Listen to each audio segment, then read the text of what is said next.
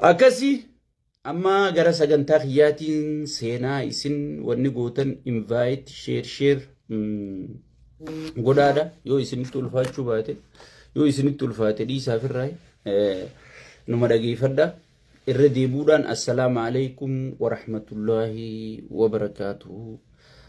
warroottan salaamtaa tanan jenne yooyya jenne bagana gaan dhuftani hundi keessanuu arra haala yeroo jetti haala yeroo iddoo kana akkuma beekamu ololoota gurguddoo hijiba qaallicha kana buufa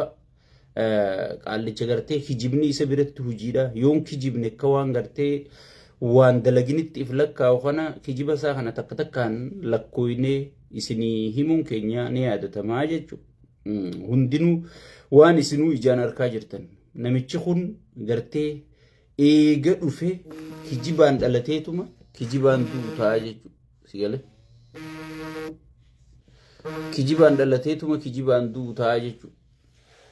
Namni tokko yoo hijiba aadaa godhate aadaa Oromoo keessatti hijibni qaani dhiirtii heeyidiin qabduu jedha. Heeyidii waan dhala dhufaa kana waan gartee baatitti dhala dhufaa kana dhiirtii waan baatitti shamara dhufaa kana heeyidii jedhaniin haza lugatul arab afaan arabaatiin heeyidii jedhan dhiirtii heeyidiin qabduu jedhaniin heeyidiin dhiiraa kijiba jedhan soba jedhan sigale. Abiyyiif garuu akkamiin maymaakaa dhiirtii heeyidiin qabduu yoo dhugaa himte malee isa biratti kasi namni dhugaa himu sigale namni dhugaa himu namni gartee aadaa Oromoo aadaaf safuun bulu isa bira qaaniidha jechuudha. Qaaniidha jechuudha. So sirna kanaati sirna hijibaa kana hijiba namicha kana galaanaan isinii fiduu deema way galaana daayitanii zeelatti harka dhiqannaa jetteeti gartee komediin la ilaha illallah zeelatti harka dhiqachuu yaana amma dhufee way ka biyyasaa falmatu way ka haqasaatiif dhaabbatu abbaa biyyaa biyya qabate tanaafi gartee galaana nuu deebisuu deema jedhe laal sigale warri amala namicha kanaan beeyne qaallichi gartee waan aboo galaanaan deebisee jettanii wallahi osoo yaamtanii gaafattanii yoomiin akkana jeewu jeesse haadaa jechuudha. Waan amma jeen beeku ni irraanfata. Disorder mataa isaa gartanii kaniin poostii isinii godhe san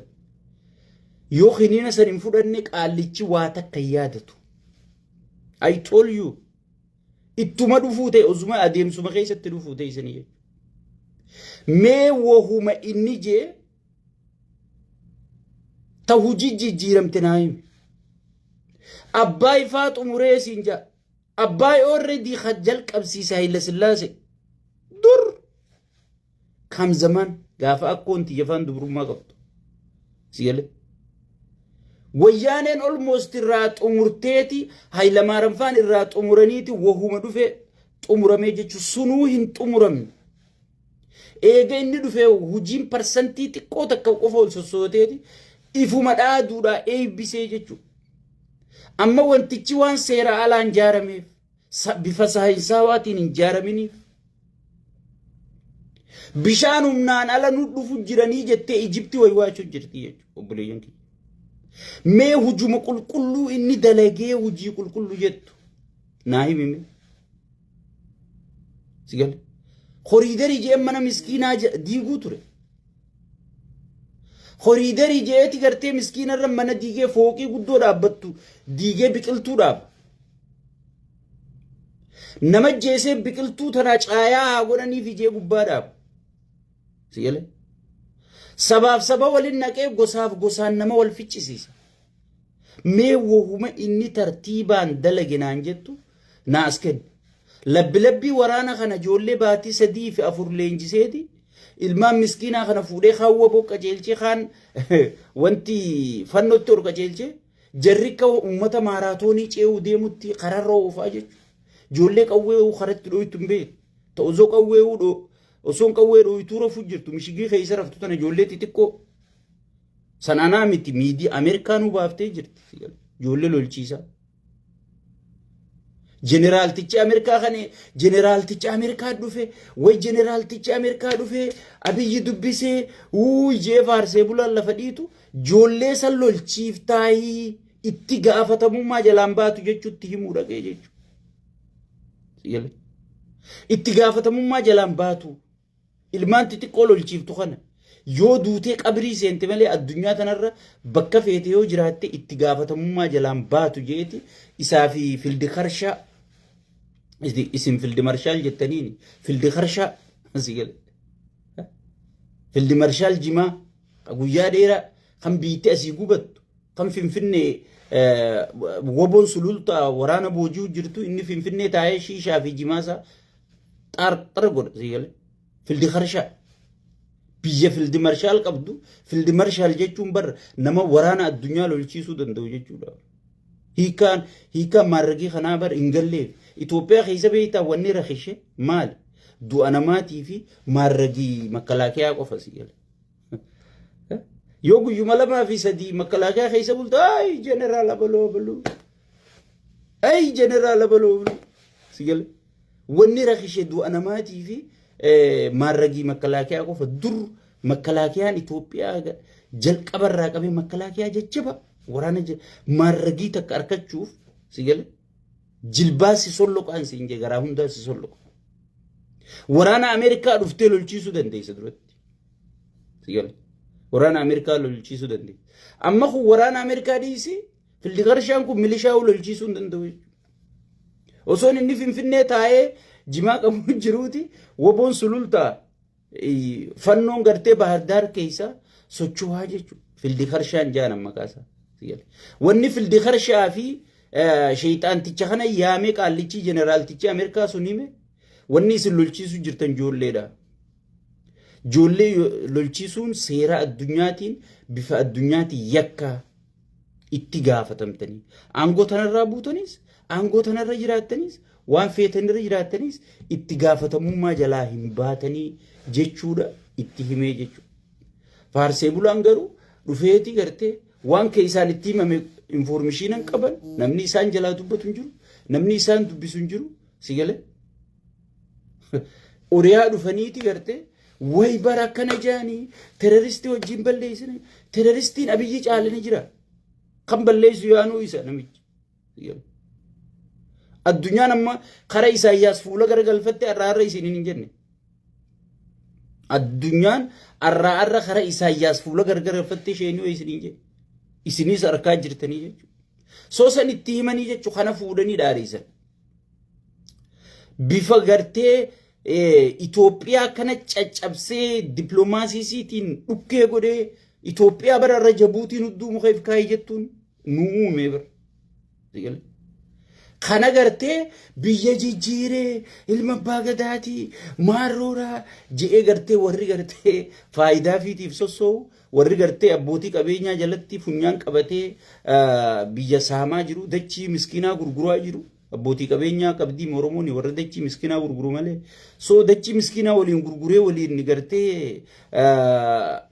wanta godhaa jiru kana oofu jira jechuudha. Kana hunda uummata keenya harkaa saaxillee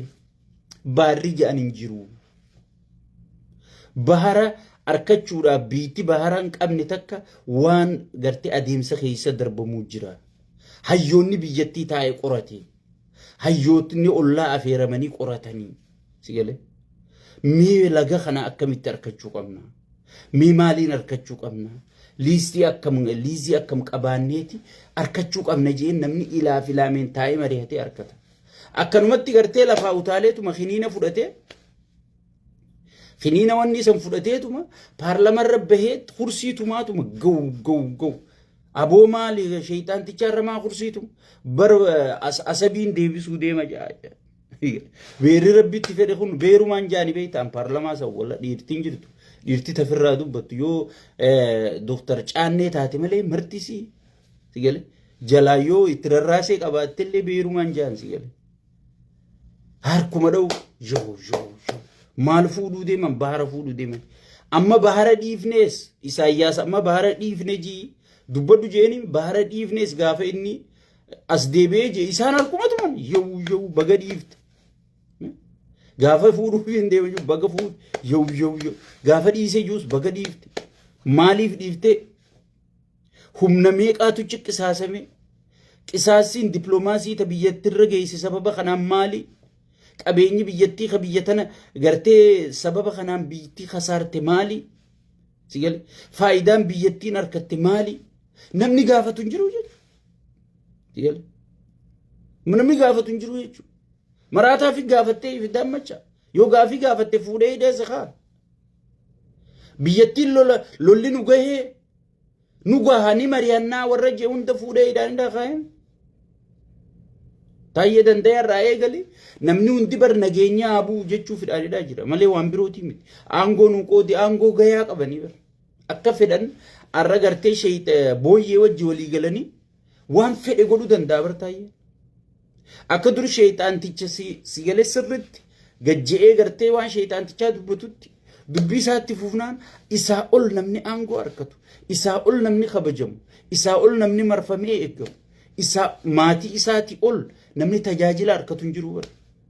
ay kan qabsooyne kanaa miti kan qabsooyne sabaafi kan qabsooyne gartee kursii ta'e eeguufi miti kan qabsooyne gartee kabajaa biyyaa eeguufi daangaa biyyaa kabachiisuufi daangaa oromiyaa eeguufi gartee kabaja oromoo eeguufi osoon gartee durriyyeen barandarra dhalatte abbaa gadaa gachiibsitee rashantu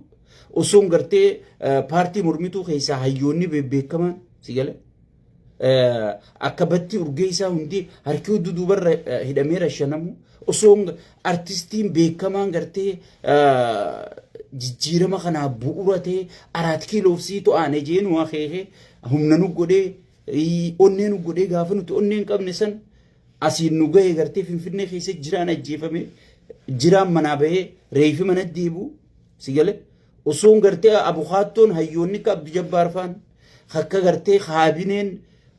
sirna mootummaa kana tarkaanfatte akka maammaffaan ta Harargeetti waraabessi nyaachifame osoon gartee caasaan keenyaahu